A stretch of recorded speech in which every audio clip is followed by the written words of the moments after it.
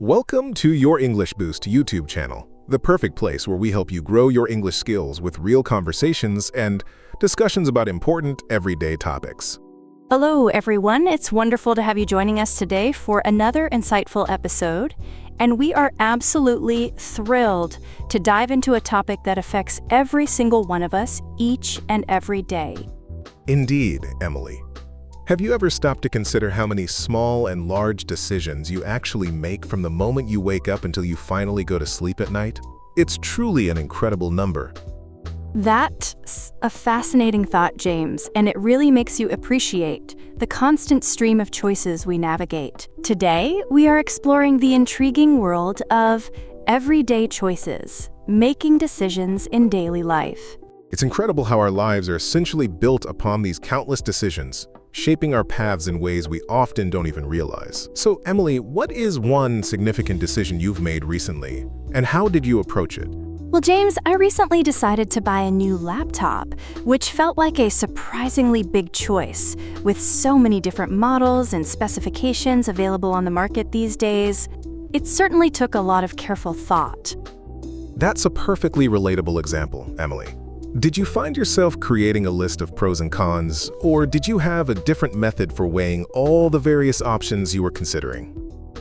Absolutely, a pros and cons list was absolutely essential for that purchase. I wrote down the benefits and drawbacks of each laptop, like battery life, processing power, and the overall price, which helped a lot. I completely agree that making a pros and cons list is such a practical and effective method for clarifying your thoughts, especially when you are facing a complex choice with many different factors to consider. It truly helps to visualize all the aspects, allowing you to see which option aligns best with your actual needs and priorities. And it prevents you from making a rushed decision you might later regret. For me, a recent significant decision was choosing a new topic for a language exchange group I am leading, and I gathered suggestions from everyone before deciding on something that everyone found interesting. That sounds like a wonderful way to involve everyone and make a decision that benefits the whole group, ensuring that the topic is appealing and engaging for all participants. Sometimes, however, we don't have the luxury of time to create detailed lists and thoroughly research everything. Do you have any tips for making quick decisions when the clock is ticking and you need an immediate answer? Oh, that's a tough one. But in those fast-paced situations, I often try to rely on my gut feeling, combined with a quick assessment of the immediate risks involved in each potential choice. Trusting your intuition can be powerful, especially when it's something you've experienced before. It's like your brain quickly processes past information to suggest the best path forward. Exactly. For example, if I'm walking through a crowded street and suddenly need to choose which way to turn, I quickly decide based on what feels safest or most direct without overthinking. That makes perfect sense. Speaking of personal choices, how much do you think our personal values actually influence the daily decisions we make, from small purchases to bigger life steps? Our values are incredibly influential, often acting as an invisible compass guiding our choices. For instance, my value of sustainability often makes me choose eco-friendly products over cheaper alternatives.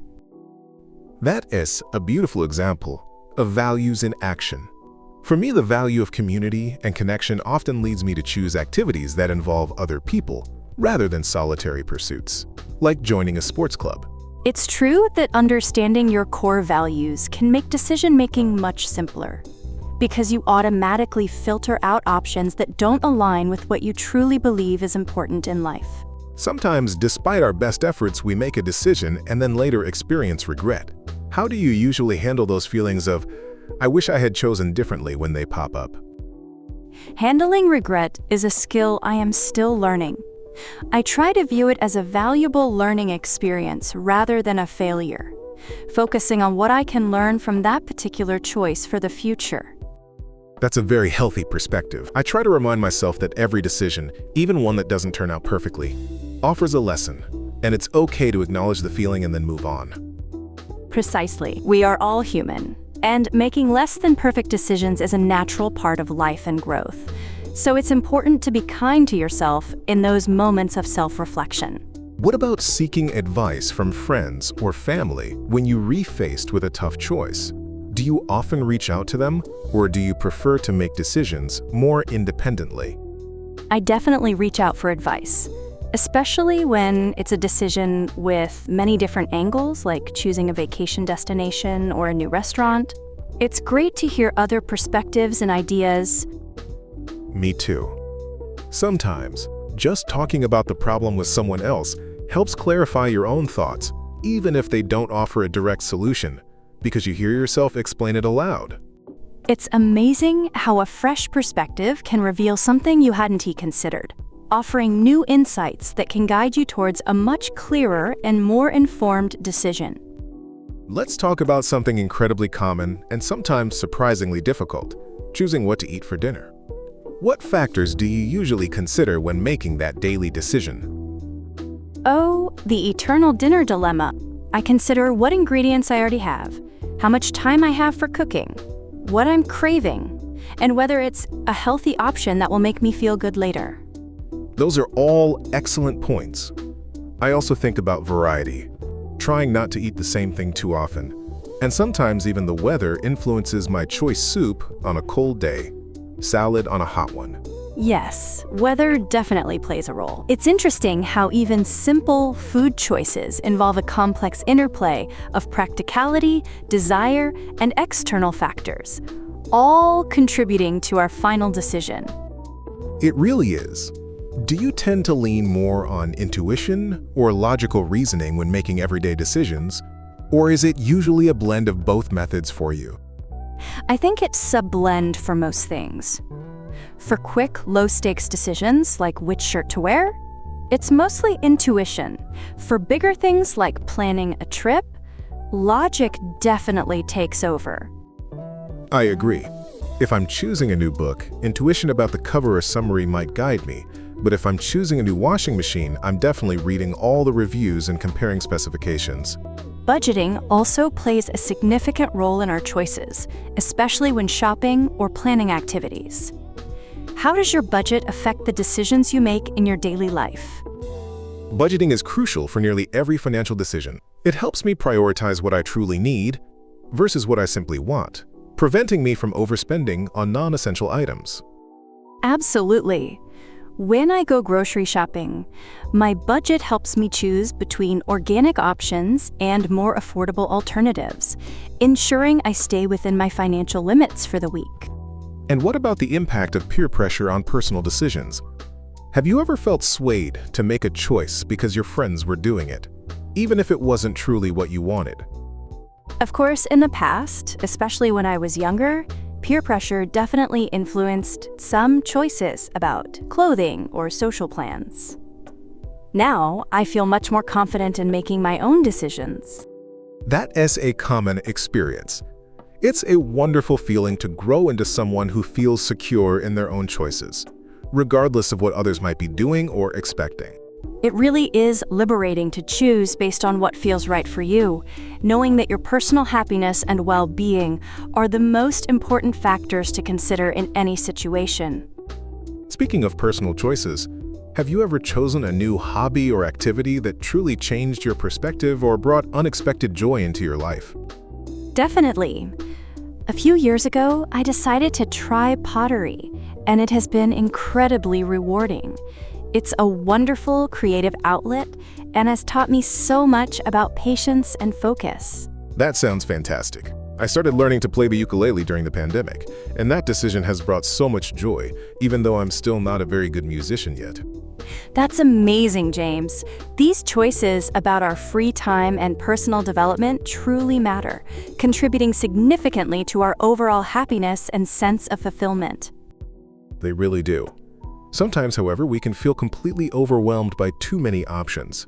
Do you have any strategies for making decisions when you read drowning in choices? When overwhelmed, I try to simplify by eliminating options that don't meet my absolute minimum requirements, making the choice pool much smaller and easier to manage. That is a smart approach. I often try to identify the top 3 most important criteria for the decision, and then I focus only on the options that meet those specific benchmarks. It's also helpful to remember that sometimes a good enough decision is better than no decision at all, especially when paralysis by analysis sets in and you get stuck. That's a great point, Emily. Sometimes we have conflicting choices, where two good options seem to pull us in different directions. How do you go about setting priorities in such situations? When choices conflict, I think about my long-term goals and which option serves those goals better. This helps me prioritize effectively, even if both options seem appealing initially. For example, choosing between a fun social event and an important study session involves weighing immediate enjoyment against future academic success, which is a common dilemma.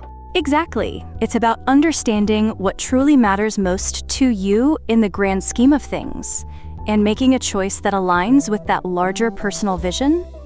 And finally, what techniques do you use to stay calm and focused while making those truly significant decisions, especially when the stakes feel incredibly high?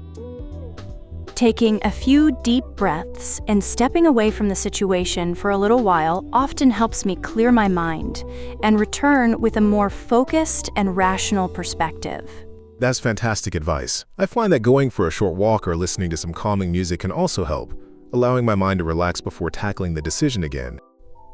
Finding ways to manage stress during decision-making is so important, allowing us to think more clearly and make choices that we feel truly confident about in the long run. This discussion truly highlights how complex and fascinating our everyday choices are, and how much they shape who we become and the lives we live. Absolutely. And remember, every small choice you make in your English learning journey, like listening to this podcast, helps you grow and achieve your language goals step by step. Keep making those excellent choices to boost your English every single day. We are so proud of your dedication and your consistent efforts to improve. Thank you for joining us on Your English Boost YouTube channel today. We hope this conversation has given you some great insights and new vocabulary. We truly appreciate your support and look forward to sharing more engaging topics with you in the next episode, so keep practicing your amazing English skills. What is one decision you are currently facing, and what steps will you take to make the best choice for yourself? Keep exploring those possibilities.